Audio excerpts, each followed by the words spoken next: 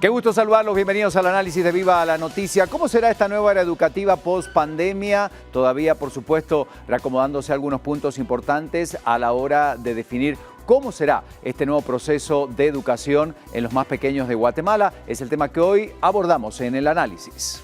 Los gobiernos deberían de tomar medidas urgentes para reparar los daños causados en la educación de los niños, niñas y adolescentes tras la interrupción sin precedentes provocada por la pandemia de COVID-19, según señaló un informe de Human Rights Watch. La organización complementó su informe con una herramienta interactiva que explora las barreras comunes a la educación exacerbadas durante la pandemia.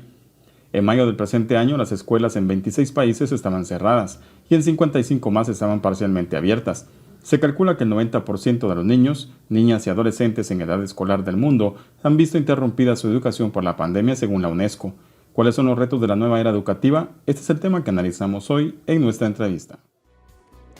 Y antes de la entrevista de hoy, saluda a Jorge Laguardia. Jorge, ¿cómo estás? Buen día. ¿Hay datos para compartir? Gracias, Ricardo. Efectivamente, hemos llegado a la recta final del año, increíblemente un año con total presencia de coronavirus. Sin embargo, sigue complicado el tema de la educación. ¿Qué ha pasado? Se lo comentamos a continuación en las siguientes pantallas.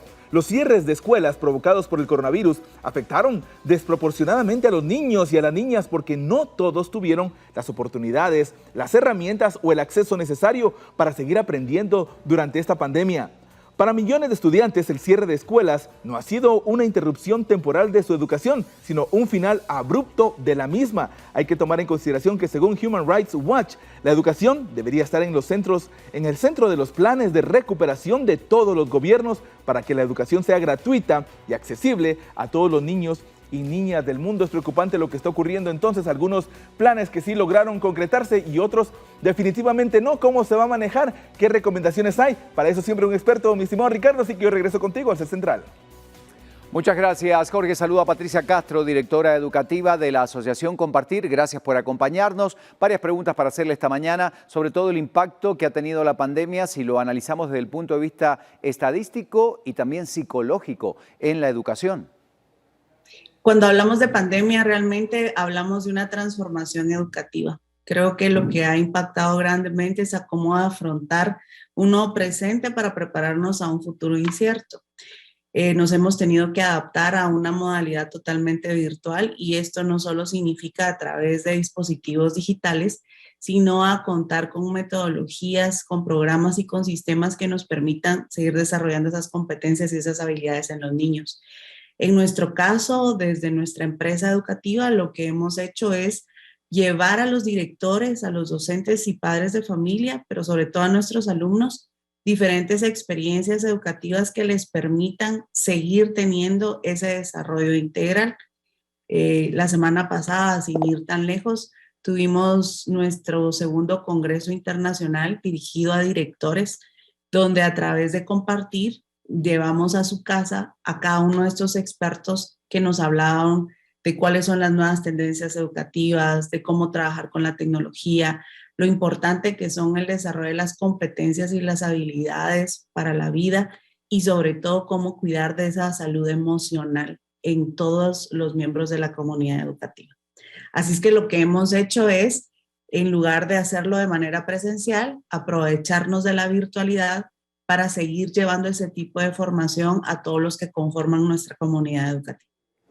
Bueno, obviamente cuando hablamos de una nueva era educativa pueden haber muchos puntos de referencia sobre las modalidades que a partir justamente de esta necesidad de dar las clases a través de distintas plataformas virtuales surgió en todo el mundo. Bueno, el sistema educativo viene desde la revolución industrial, donde nosotros estábamos acostumbrados a visualizar alumnos frente a una clase, un pizarrón y el maestro siendo el recurso principal. Con esta nueva normalidad nosotros tenemos que pensar dos cosas esenciales. Lo primero es que tenemos una nueva cultura de la incertidumbre. Eso significa que ninguno de nosotros sabemos qué es lo que va a pasar el próximo año en un año lectivo. Tenemos que preparar a los docentes para poder pensar en que van a tener una modalidad presencial o van a tener una modalidad híbrida. Significa combinar momentos en el colegio y momentos desde casa, o vamos a tener momentos como los que estamos ahora, que son 100% virtuales. Esa nueva realidad va a depender mucho de las circunstancias sociales y económicas de los países. Por lo tanto, hay que transformarse. Entonces, esa nueva realidad evoca mucho más enfoque en metodologías. Se ha hecho un análisis muy importante con el currículum a nivel mundial, donde también emergen cuáles son aquellos aprendizajes que son importantes que un niño a determinada edad maneje y cuáles son aquellos aprendizajes emergentes, aquellos que pueden ir asociados y no necesariamente tienen que estar desarrollados. Y algo muy básico que ha salido a la luz con diferentes estudios y documentos y foros que hemos tenido con expertos es que si no desarrollamos las competencias y las habilidades en nuestros niños y jóvenes para la vida, no podemos prepararlos para un futuro. Bueno, obviamente hablamos de esta nueva era educativa y de nuevos retos también en la educación, indudablemente que habrá que implementar a la brevedad. Nosotros hemos hecho mucho estudio de mercado en relación a esto y una de las variantes que hemos integrado ahora es hablar con los niños y con los jóvenes como parte de nuestros usuarios finales porque es importante escuchar su voz. Creemos que el reto más grande que vamos a sufrir para el 2022 es el ajuste en la salud emocional. Creo que estos 2 años ya en pandemia nos han pegado fuertemente en este aspecto, de tal manera que el maestro tiene que estar preparado no solo para trabajar toda la parte cognitiva o la parte curricular, sino como ser un facilitador del desarrollo de este otro tipo de competencias o de habilidades. En algunos estudios se conoce como las habilidades blandas.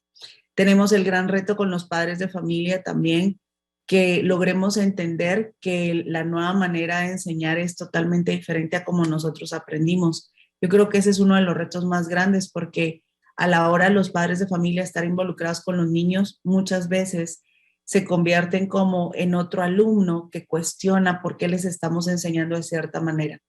Las nuevas metodologías que se implementan buscan mucho la autonomía del alumno, buscan también el trabajo colaborativo y ahora poderlo utilizar de diferentes maneras a través de la tecnología. Una de las ventajas es que nos podemos conectar a cualquier hora, en cualquier momento, con cualquier persona, pero lo que tenemos que trabajar es ese tipo de habilidades que nos permiten.